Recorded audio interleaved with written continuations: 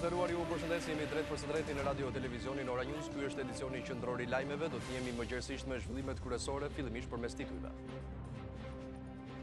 LSI kërkon një çmim të diferencuar për ujin për familjet e varfra në Tiranë. Kryebashkiaku Velie thekson se meritjen e çmimit do të investohet për furnizimin me ujë 24 orë. 2 ditë pas zgjedhjes në krye të PD-s, Basha thret në mbledhje urgjente deputetët e rinj në Seli është kërkuar të jenë prezent dhe kryetarët e degëve. Prokuroria dërgon në gjykat dosjen për ish-kryetarin e Bashkisë së Dibrës Shukri Xhelili, këtë herë mbi të rëndon akuza për fshehjen e një banese nga deklarimi i pasurisë. Ligji për përdorimin e gjuhës shqipe në Maqedoni shumë shpejt do të jetësohet. Në Vjesht zhvillohet në Pogradec mbledhje e përbashkët mes dy qeverive. Rama përshëndet qëndrimin e Aleksandr Vučić për qasjen e re të bisedimeve mes Beogradit dhe Kosovës, por shton se nga e thënat të bërë qëndron një det i tërë. Jemi mëngjesisht me zhvillimet kryesore të ditës. Vetëm 2 ditë pas zgjedhjes në krye të Partisë Demokratike, Lulzim Basha thret në takim deputetët e rinj. Po ashtu në Selin e Partisë Demokratike do të jenë edhe kryetarët e degëve, ku pritet diskutim për nisjen e ristrukturimit të degëve. Kryetari i Partisë Demokratike Lulzim Basha ka thërritur në një mbledhje të 43 deputetët e opozitës të zgjedhur më 25 qershor. Burimet kanë bërë të ditur se takimi është kërkuar të zhvillohet në orën 11:30, teksa tema e bisedës do të jetë nisja e përgatitjes për legjislaturën e ardhshme, si dhe diskutimi për fushatën organizuar për votimet e 25 qershorit. Vendimi i Bashës vjen vetëm 2 ditë nga rizgjedhja në krye të Partisë Demokratike, por duke qenë se në qendër të bisedës do të jetë edhe riorganizimi i Selis Blu, burimet kanë bërë të ditur se pas bisedimeve me deputetët e rinj, Basha ka kërkuar edhe një takim me kryetarët e Partisë Demokratike në rrethe. Njoftimi është bërë nga sekretari organizativ Eno Bozdo, ndërsa mësohet se në këtë takim do të diskutohet mbi hapat që do të ndiqen në të gjitha degët pas përfundimit të zgjedhjeve për kryetarin e PD-s dhe riorganizimin e strukturave. Është hedhur sot shorti për zgjedhjen e kryetares së Kolegjit të Apelimit, i cili është gjithashtu edhe një nga organet më të rëndësishme në sistemin e drejtësisë. Shorti i hedhur ka vendosur në krye të kolegjit Natasha Mulajn, teksa në gar ishin të 6 anëtarët: Ardian Hajdari, Ina Rama, Sokol Çomo, Natasha Mulaj, Luan Daci dhe Albana Shtylla. Sa kaq kolegji do të jetë vendimtar në procesin e vetingut, pasi është ai që do të japë edhe fjalën e fundit për çdo ankesë që do të kenë personat që preken nga ligji i vetingut. Eci me të tjera zhvillime, një ditë pas nisjes detyrës presidentit Ilir Metës i kanë bërritur mesazhet e urimit nga një pjesë e konsiderueshme liderëve ndërkombëtar. Ata kanë kërkuar nga presidenti i ri i Republikës së Shqipërisë thellimin e bashkëpunimit të vendit tonë me vendet e tjera, të bindur se gjatë mandatit 5 vjeçar Meta do të tregojë rezultate në udhëheqjen e tij. Kanë qenë të shumta mesazhet e urimit për presidentin e ri të Shqipërisë edhe nga liderët ndërkombëtar. Me rastin e zgjedhjes së tij në postin e kreut të shtetit, pak orë më vonë ka qenë homologu grek Prokopis Pavlopoulos, i cili e uroi duke shprehur bindjen se duhet punuar për thellimin e marrëdhënieve mes vendeve. Ju shpreh për gëzimet e mia në zgjedhjen tuaj si president i Republikës së Shqipërisë. Shërbimi juaj i gjatë parlamentar sigurisht që do të ndihmojë në kryerjen e suksesshme të detyrës suaj të re. Jam i sigurt se në postin tuaj të ri do të kontriboni në thellimin e mëtejmë të marrëdhënieve mes vendeve tona. Urim për Metën ka adresuar edhe homologu i tij francez, Emmanuel Macron. Në telegramin e tij, Macron shpreh bindjen se gjatë këtij mandati marrëdhëniet mes dy vendeve do të përforcohen dhe më shumë fal partneritetit të bashkëpunimit strategjik që u nënshkruar në 28 mars 2017 në Paris. Telegram urimi për presidentin e ri shqiptar nisi edhe mbretëresha e Anglisë, Elizabeta II. Gjithashtu edhe në këtë letër evidentohet relata e mirë e vendeve dhe nevoja për përforcimin e tyre.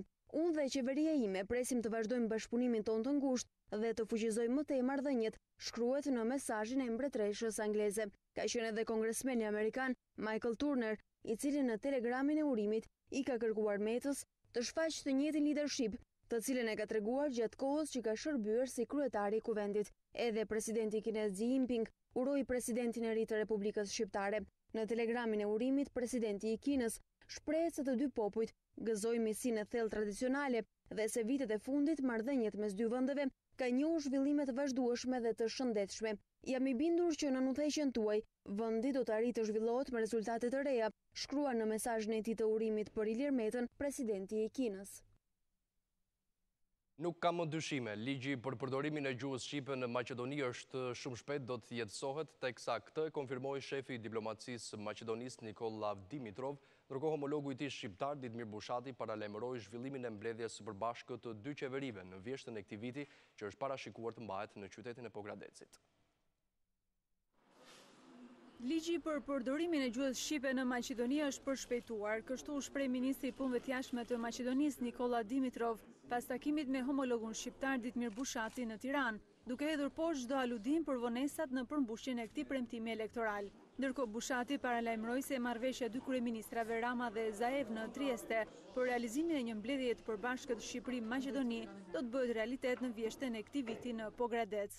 Zajedničko opštstvo, zajednička tatkovina na site.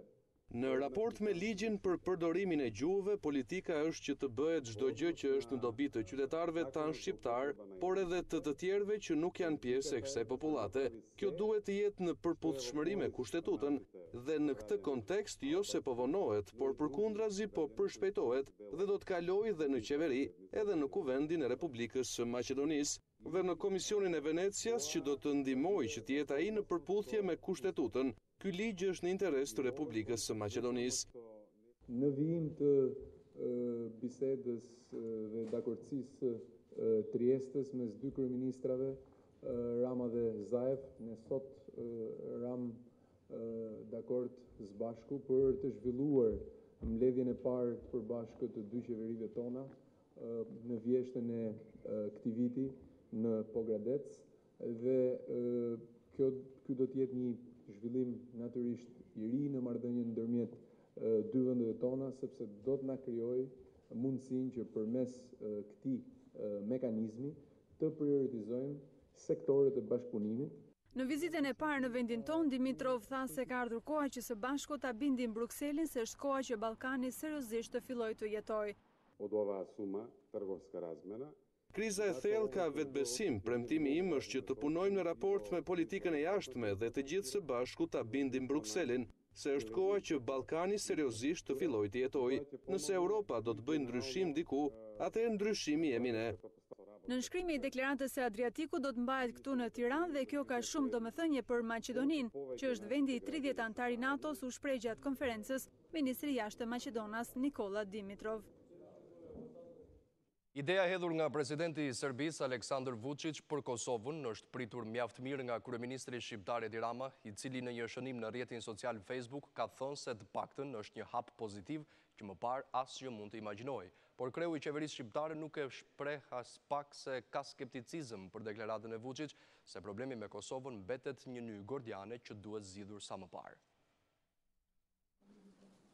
Pa kush do ta besonte se Aleksandar Vučić, dje kryeministër e sot president, do të hidhte si temë për zgjidhje konfliktin me Kosovën, por një shkrim i tij ku çështja e Kosovës shihet si një nyjë gordiane që kërkon zgjidhje, duket se është pritur mirë edhe pse me nota pesimizmi nga kreu i qeverisë shqiptare. Në përgjigje të një shkrimi të botuar në të përditshmen gjermane Blitz, kryeministri shqiptar e quan idenë e presidentit serb një hap të parë drejt zgjidhjes, edhe pse siç huazon ai një fjalë të urtë popullore, nga e thëna në të bërë është në mes një deti tërë.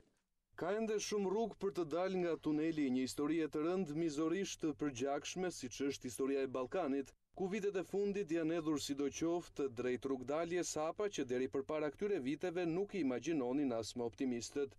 Edhe ky shkrim i Aleksandar Vučićit, presidentit të sapo zgjedhur të Serbisë, nuk mund të imagjinohej pak vjet më parë, paçka se siç i thon, djalli fshihet në detaje dhe nga e thëna në të bërë është në mes një deti tërë.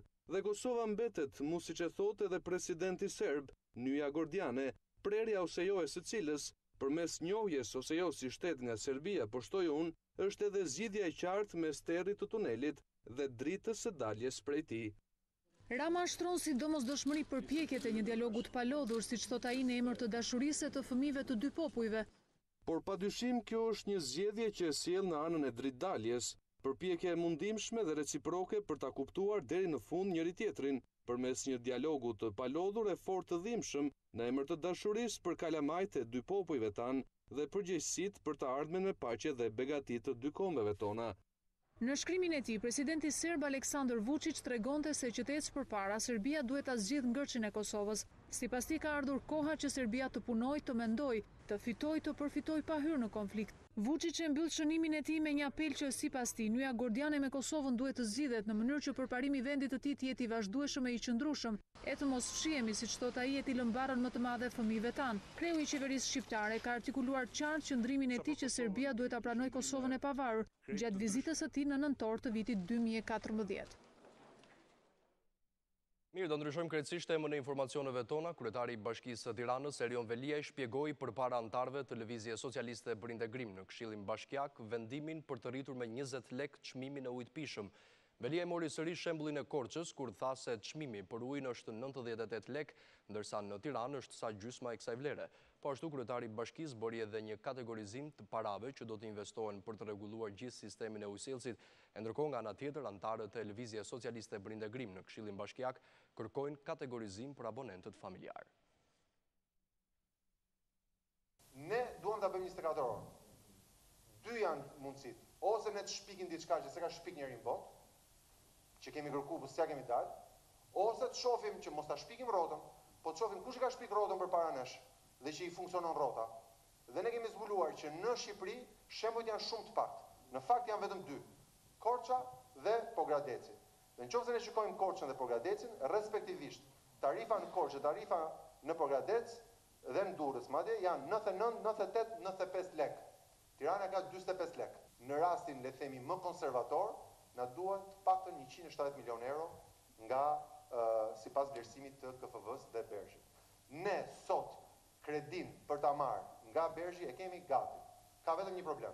Ne s'kemi fuqi ta paguajmë. Unë besoj që ne duhet marrim një vendim të guximshëm. Dhe i themi qytetarëve, ne nuk do të zgjedhim ta lëmë të qytet 45 vjet me këtë ritëm breshke dhe kërmilli, ne do mbajmë ritmin të paktën të Korçës. Ne duam të investojmë 10 milion në burime të reja, kemi identifikuar burimin e Gurit Bardh në Burrel.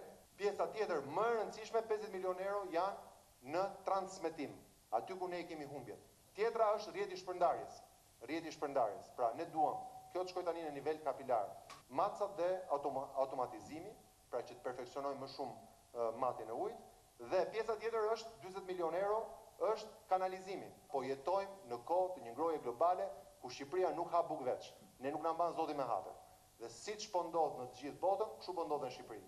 Ke zjarr në Kaliforni, ke zjarr në Australi, ke zjarr në Portugali, ke zjarr në Itali, ke zjarr në Greqi, ke zjarr në Kashar, ke zjarr në Ib, ke zjarr në Dajt. E ashtu si që deklaroi edhe një natë më parë në studion e Tonight Ilvatare, kreu i Bashkisë së Tiranës Erion Veliaj ka siguruar qytetarët se rritja e çmimit të ujit me 20 lekë do të përkthehet në më shumë investime në përmirësimin e rrjetit, ndërsa brenda 5 viteve kryeqyteti do të ketë ujë 24 orë. Veliaj bëri këtë deklaratë teksa përuroi bllokun e rikualifikuar urban tek Muhamet Gjollesha dhe Myslim Shyri. Brenda 5 viteve të ardhshme, Bashkia e Tiranës do t'ju sigurojë qytetarëve ujë 24 orë. Ky është plani i investimit që sipas kryetarit të Bashkisë Tiranë Erion Veliaj mundëson ujë pa ndërprerje me një rritje prej 20 lekësh. Dua të ftoj të gjithë qytetarët të kursejnë ujin e pishëm. Ne jemi ende në një situatë krize, nuk do të ketë asnjë impakt tek familjarët, politikat tona për të sjellë ujë 24 orë. Duam që brenda 5 viteve me planin tonë të investimeve, Tirana të ketë ujë 24 orë. Nëse dikush është i shqetësuar për atë 20 lekëshin, mjafton vetëm 10 sekonda të mbyllë çezmin.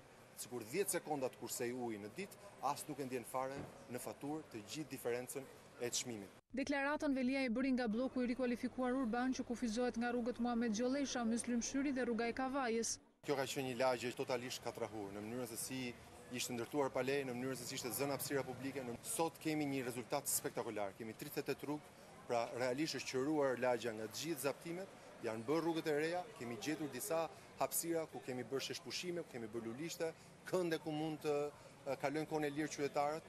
Një pjesë e madhe e zonës ka qenë totalisht pa kanalizime, totalisht pa rrjet ujësillësi, totalisht pa rrjet për internetin dhe telefonin, të gjitha kanë vajtur në tokë. Kryebashkiaku kërkoi banorëve që të zgjedhin administratorët në mënyrë që të përfitojnë nga skemat për financimin e projekteve që i shërbejnë komunitetit, si edhe bëri të ditur se 4 shkolla të reja janë gati që të hapen për vitin e ri shkollor. Mirë, mbetemi tek i njëjti argument, teksa Lëvizja Socialiste për Integrim ka propozuar ndryshimin në projekt ligjit të Kryebashkiakut të Tiranës Erion Veliaj për rritjen e çmimit të ujit.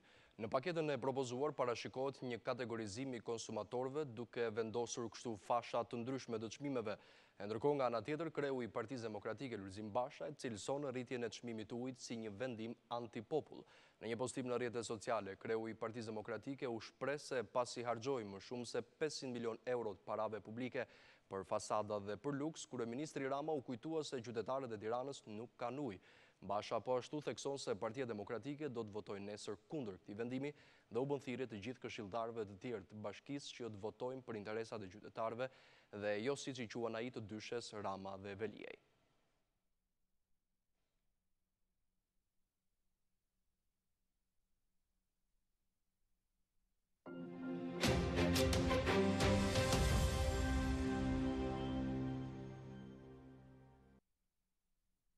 Agjencia Kombëtare e Zonave të Mbrojtura i bën thirrje komunitetit dhe vizitorëve të zonave të mbrojtura që të bëjnë kujdes në këtë stintë të nxehtë vere, pasi një pakujdesi e vogël mund të shkaktojë jo pak, por shumë dëme të pallogaritshme. Vetëm gjatë muajit korrik, kujtojmë, në zonat e mbrojtura, kryesisht parqe kombëtare, janë evidentuar 20 raste zjarresh të vendosura nga dora e njeriut.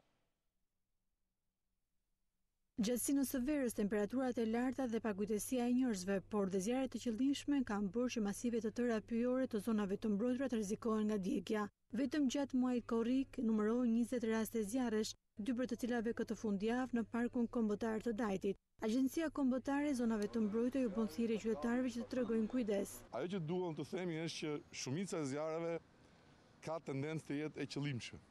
Shumë nga ato janë të lidhura me zjarrvënien për kullot ose zjarrvënien, siç ishte rasti i fundit në Dajt, për qëllime pikniku. Kjo na bën që të jemi edhe pak të revoltuar me qytetarët cilët me pakujdesinë e tyre shkaktojnë dëme të mëdha. Dhe të pallogaritshme nëse ne nuk do të arrijmë ti kapim në kohë. Por unë du të theksoj zjarrin në parkun kombëtar të Dajtit. Është një park që frekuentohet shumë, sidomos në këto momente të temperaturave të larta, por duhet të bëj thirrje gjithë vizitorëve, turistëve, kryesisht turistëve vendas që janë të pakujdesshëm në gjatë vizitave në parkun e Dajtit, pasi rasti i zjarrit të Dajtit ishte një rast flagrant i pakujdesisë së vizitorëve. Pushues, të cilët kanë kaluar natën në malin e Dajtit, e kanë lënë të ndezur zjarrin dhe ai u bë shkak për një zjarr që mund merrte për masa katastrofike. Për shkak të kësaj situate, i gjithë personeli i këtij institucioni qëndron në gatishmëri. Ndërkohë në Kukës, pyjet rrezikohen më shumë nga prerjet pa kriter për të përdorur për dru zjarri sesa nga vetë zjarret në këtë stintë të nxehtë. 7 vatrat e flakëve të kësaj vere janë shuar tashmë, ndërsa autoritetet thonë se përballen me raste të shtuara të prerjes së paligjshme të pyjeve. Në Kukës, pyjet nuk janë të rrezikuara nga zjarret, sa janë të rrezikuara nga dora e njeriut në këtë stintë të nxehtë. 7 vatra zjarri që janë shënuar deri më tani në qarkun e Kukësit janë shuar, mirë po situata mbetet e rrezikshme për shkak të temperaturave të larta dhe thatësirës. Por problemi më i madh për autoritetet në këtë zonë mbetet prerja e paligjshme e pyjeve. Në bashkinë e Kukësit thonë se gjatë muajit korrik, Drejtoria e Administrimit të Pyjeve kanë konstatuar disa raste të prerjes së pyjeve pa kriter dhe ka sekuestruar sasi të konsiderueshme drush zjarri. Janë sekuestruar edhe një sasi konsiderueshme e lëndës drusore, një pjesë të cilave janë depozituar pranë bashkisë Kukës për t'i përdorur për nevoja të ngrohjes qoftë me kopshte, qerre apo edhe në shkolla. Një pjesë tjetër pritet që të vinë këto ditë nga sipërfaqet ku janë konstatuar dhe janë sekuestruar kjo lëndë drusore, dhe sigurisht që bashkia do të jetë e gatshme të bashkëpunojë me çdo institucion për të eliminuar dëmet që shkaktohen nga persona apo subjekte që ushtrojnë veprimtari të paligjshme. Në Kukës, prerja e pyjeve për të shfrytzuar për dru zjarri në stinën e ftohtë rritet ndjeshëm gjatë sezonit veror. Disa prej zonave më të preferuara nga turistët në Francë janë përfshirë nga flakët, gjë që ka sjellë edhe reagimin e menjëhershëm të autoriteteve. Zjarret kanë përfshirë pjesë të ndryshme të rivierës franceze, ndërsa në ishullin e Korsikës. Fatmirësisht nuk ka viktima, por dëmet janë mjaft konsiderueshme. Franca po përballet me një situatë të vështirë gjatë orëve të fundit si pasojë e zjarreve që kanë përfshirë zona të ndryshme të Rivierës si dhe një pjesë të ishullit të Korsikës. Në këto kushte autoritetet i kanë përqendruar forcat zjarrfikse në jug të vendit ku po vjon puna me intensitet të lartë për neutralizimin e flakëve. Fatmirësisht deri më tani nuk janë regjistruar viktima, por janë ndjekur objekte me vlerë si shtëpi apo automjete, ndërsa dëmet në aspektin natyror janë katastrofale. Rreth 800 hektar me pyje janë ndjekur në rajonin e Valklusei, 200 hektar të tjera janë ndjekur në Zhigaro, ndërsa dëme pati edhe në qytetin turistik të Saint-Tropez. Një resort në këtë zonë ishte i rrezikuar, por fal ndërhyrjes së shpejtë autoriteteve flakët janë izoluar. Në operacionet për shuarjen e zjarreve janë angazhuar në total afro 1000 forca zjarrfikse, qindra automjete, por edhe helikopter dhe mjete ajrore që ndihmuan për të depërtuar në zonat e thella. Ndërkohë, aksionit masiv të autoriteteve ju bashkuan edhe qytetarët e thjeshtë, të cilët në mënyrë vullnetare ndihmuan në zona ku ishte e mundur. Pas një lufte prej më shumë se 24 orësh me flakët, autoritetet bëjnë të ditur se tashmë situata duket më e neutralizuar, por shprehen se ka ende punë për të vënë gjendjen nën kontroll të plot.